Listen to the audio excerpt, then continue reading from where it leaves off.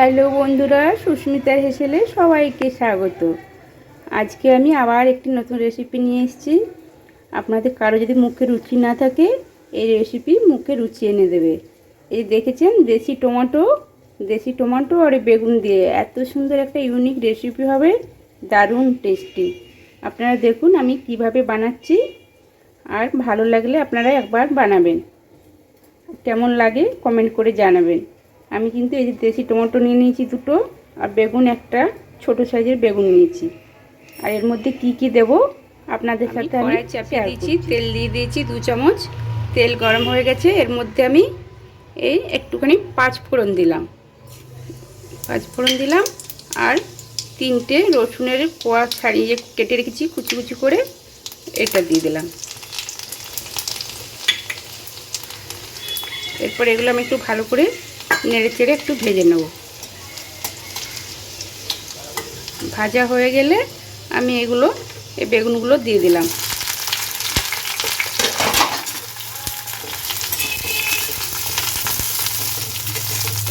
বেগুনগুলো একটু ভাজা একটু করে আমি টমেটোটা দেবো। 3 মিনিটের মতো ভেজে নিয়ে পর আমি এই টমেটোগুলো দিয়ে দিলাম। তাহলে আমি রসুন ফোড়ন 5 ফোড়ন দিলাম, তারপরে ওগুলো দিয়ে ভেজে এগুলো দিয়ে একটু নাড়াচাড়া করব, একটু ভাজা করব।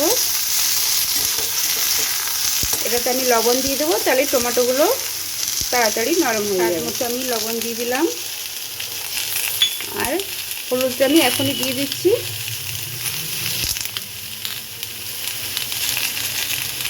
হলুদ দিয়ে দিলাম। এরপর এগুলোকে ভালোভাবে একটু রান্না করব।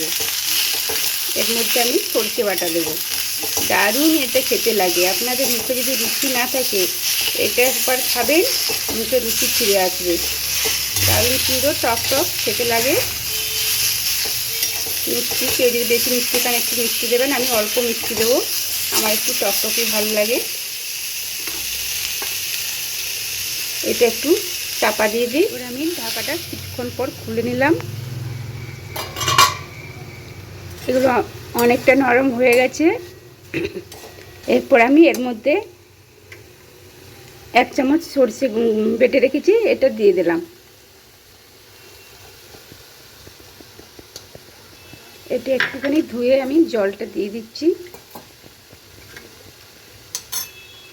এটার মধ্যে আমি কাঁচা লঙ্কা একটা দিয়েছি, একটু লঙ্কার গুঁড়ো মিশিয়ে দিয়েছি সরষে বাটার সাথে। এরপর এটাকে আবার একটুখানি আমি এই মশলাটা কষে নেব। সরষেটা একটু অল্প কষবো, বেশি কষলে আবার তেতো হয়ে যাবে।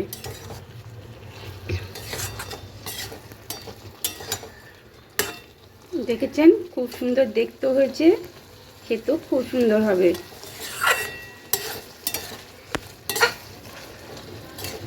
এরকম দেশি টমেটো দিয়ে, কাঁচা টমেটো দিয়ে এরকমভাবে বানাবেন, খুব সুন্দর খেতে লাগে।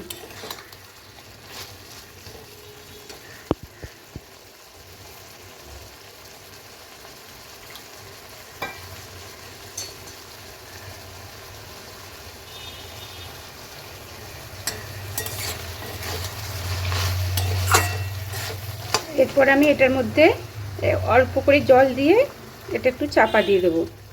অল্প জল দিলাম। এরপর এটা আমি লবণ দেওয়া হয়ে গেছে। চিনিটা আমি একটু চিনি দিয়ে দেবো।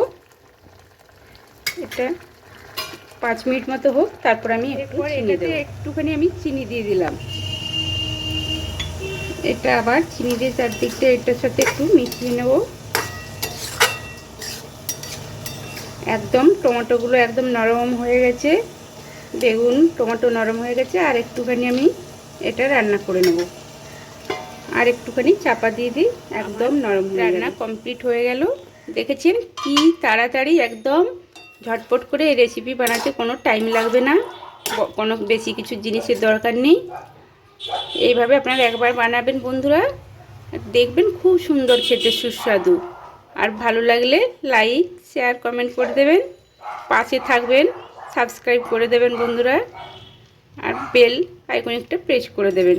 নিত্য নতুন রেসিপি আপনাদের কাছে চলে যাবে সবার আগে। Thank you.